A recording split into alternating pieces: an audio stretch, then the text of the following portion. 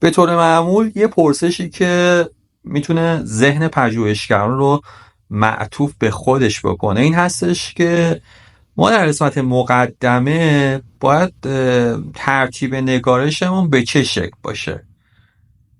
ببینید، در قسمت مقدمه تحقیق، در قسمت مقدمه یک پژوهش علمی، ترتیب نگارش باید از کلیات به جزئیات باشه.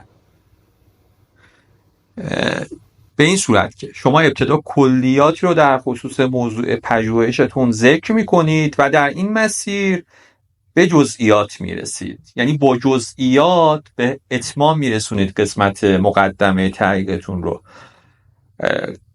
به طور خلاصه، حالا تایتلی هم، عنوانی هم که کتاب‌های پژوهشی در دنیا برای این به کار میبرن این هستش که From the general to the specific، همین از کلیات به جزئیات رسیدن هست. روایتی که از این حیث در قسمت مقدمه تحقیق به انشا در میاد هم ضابط من هست، هم همسو هستش با استانداردهای نگارش یک پژوهش علمی.